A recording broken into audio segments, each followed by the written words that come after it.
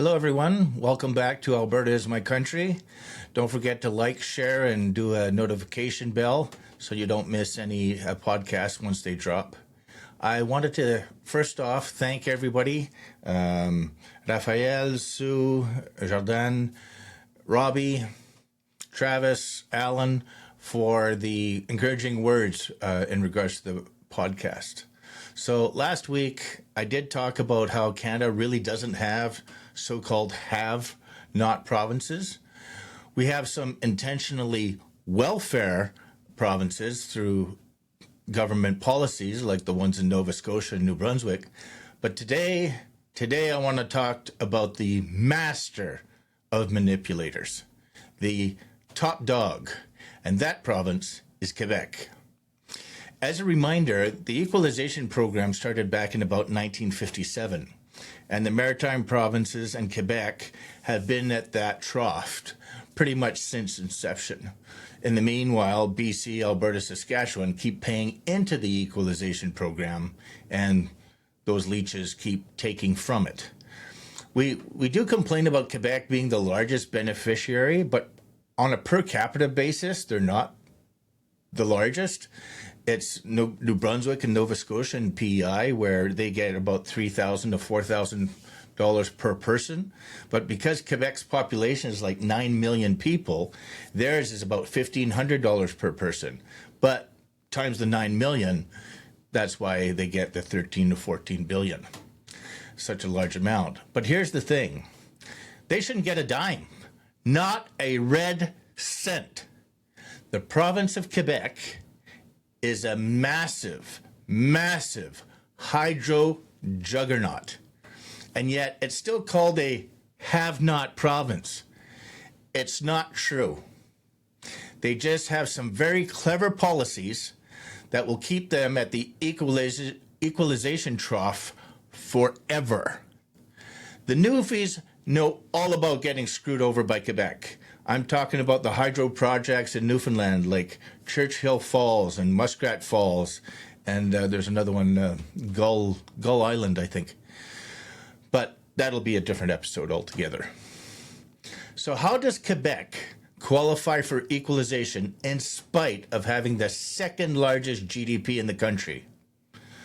My friends, I give you Hydro-Quebec, the crown corporation that dominates the province's electricity. Quebec has vast hydroelectric resources with massive reserves. It's renewable gold. But instead of maximizing profits like Alberta, BC, and Saskatchewan do with oil, Quebec deliberately keeps rates dirt cheap for their residents and their industries. We're talking about subsidies that hold prices below market value, but only in Quebec. They get market value for their electricity outside the province of Quebec. As a result, Hydro-Quebec's profits are suppressed. In the equalization formula, natural resources are included at 50% or even zero if that's better for the province. But Quebec only reports actual profits, not what could be at full market rates.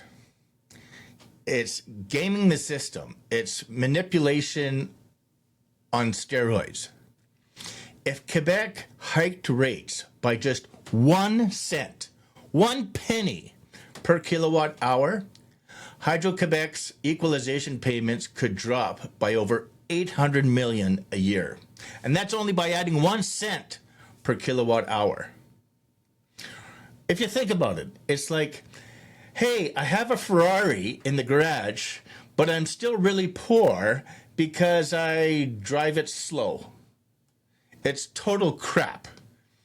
Alberta, BC, Saskatchewan's oil and gas royalties get fully factored in, pushing them to have status.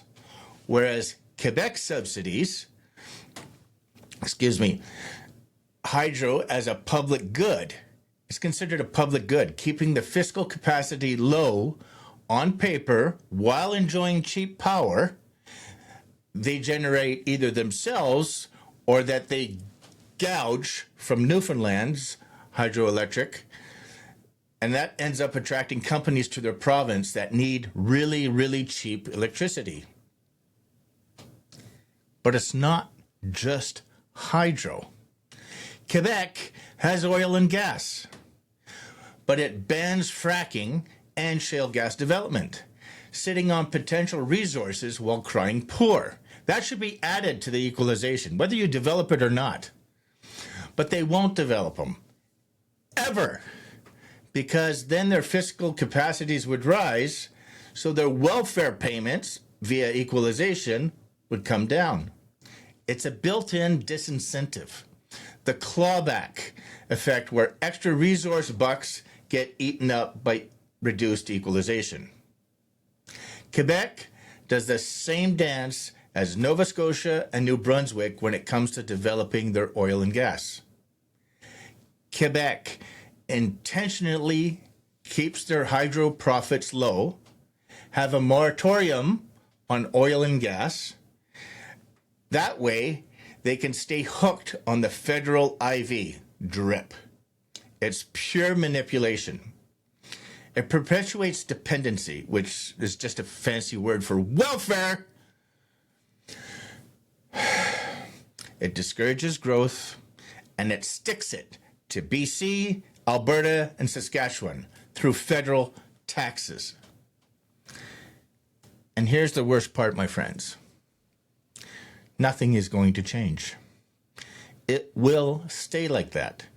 Making changes to the equalization formula would require 7 provinces to vote in favor, representing at least 50% of the population, and it would have to pass both in the House of Commons and the Senate. Where are your votes? Do they even count? You know the answer. The have provinces are screwed as long as they're a part of Canada. Nothing will change. Ever. Well, that's it for this week. Don't forget to like, share, and hit the notification bell so you don't miss any episodes. And remember, my friends, Albertans don't kneel.